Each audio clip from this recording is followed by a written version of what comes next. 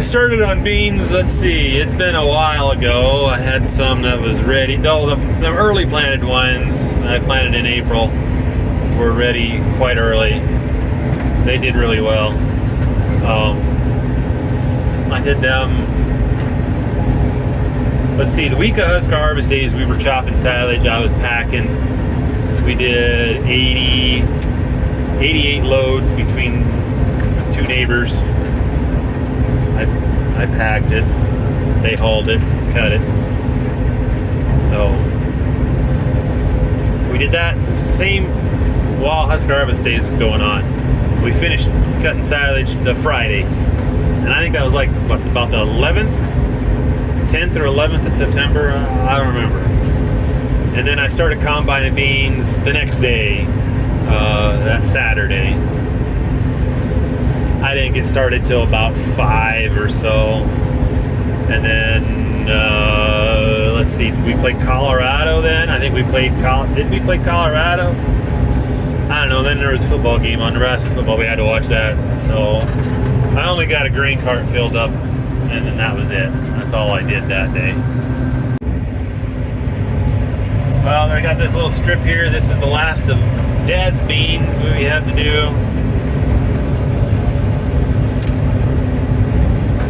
I got some of my own to do yet, but they will be a little bit, they're still got a lot of leaves on them yet.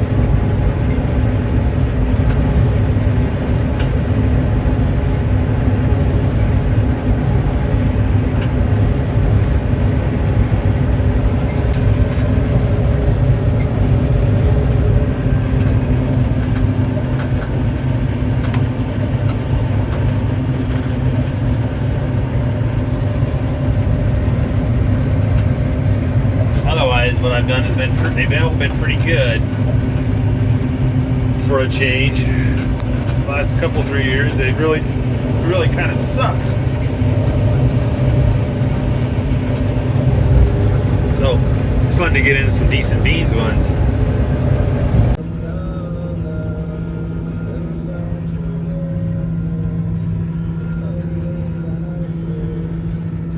I got a lot of green ones in there, which is fine. They'll blend. The ones I tested were 9, so that's plenty dry. I don't know if I'm gonna make it to the end or not. That's bubbling up pretty good. I'm gonna put it on the green cart there. Then I don't have to empty that wagon right later. There's a bunch of green ones down here. I just went around. We cut around them. Back with it. I don't know. It seems like them fat ones, you run them through, they all fall out the back. I don't know.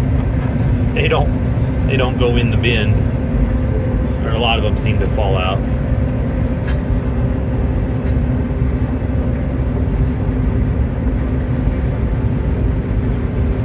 So these are the wide rows. I haven't planted, or I haven't combined wide row beans in 20 years probably. I don't know. Probably longer than that. 20 years isn't as long ago as I always think it is.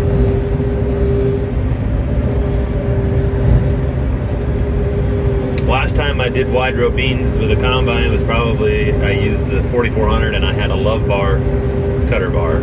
That thing. It's just a regular rigid head with an aftermarket cutter bar on it. They called it the Love Bar. It worked, but it was kind of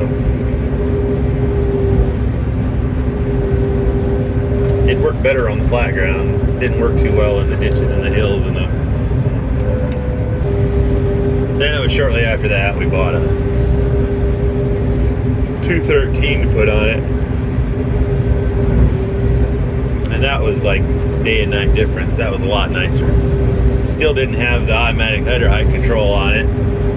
The head had it, but the combine didn't have it. So you'd still have to sit over here and watch this little ball over here in the deal, but it still was a lot nicer than that Love Bar. And then Then that other 4400 we got, we still have that one. That one had header height control on it, and that was nice. Boy, that was fun combining beans with that thing. That thing would just gobble them up. Did a good job on beans. Slow, but did a really good job.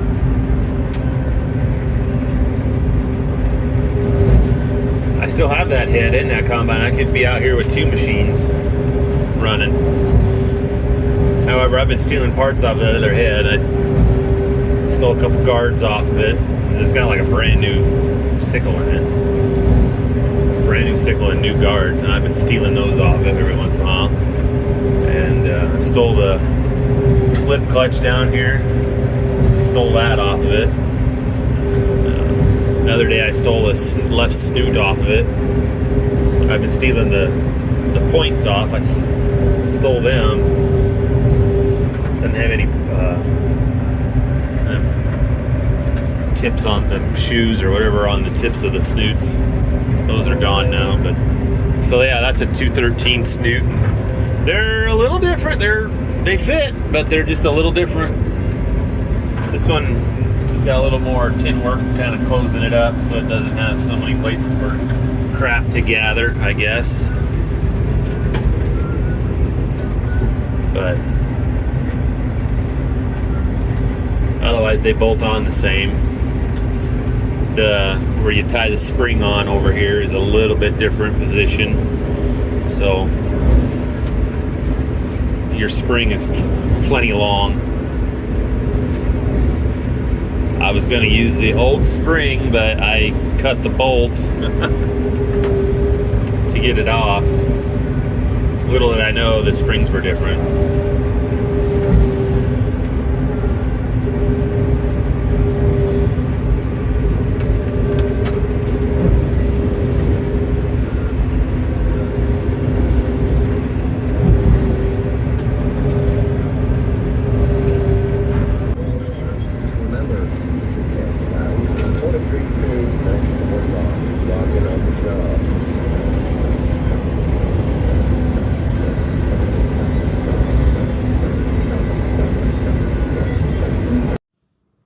Okay, well, here's an aerial shot. I got the drone out to see if I knew how to run it.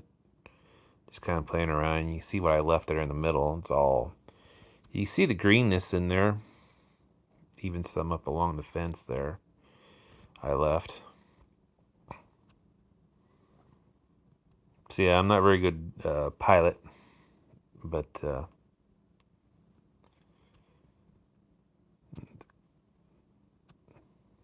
kind of jerking around a lot. The camera, I was trying to hover right above the wagon, but I don't know, the drone didn't want to stay stationary when I wanted it to. It kept like there, kept like moving around on me like it was getting blown by the wind. See, and there was no wind today. It was perfectly calm, just very light. So we're going to get right about... There's a lot more in that wagon than I thought. I thought I had room for another 100 bushels, but apparently not. So there made enough wind to move some trash on top of them beans. There you can see the blades in the corners up there spinning. So we're going to fly over above the combine now and see if there's any raccoons living in it or anything. I was out here the other morning and thought I saw one, but it was a skunk. I was going to run him over, and then that changed my mind on that pretty quick. So yeah, I don't know. The picture isn't the greatest on this drone, but good enough for who it's for, I guess. So I mapped this out. There's like 6 acres there that's left.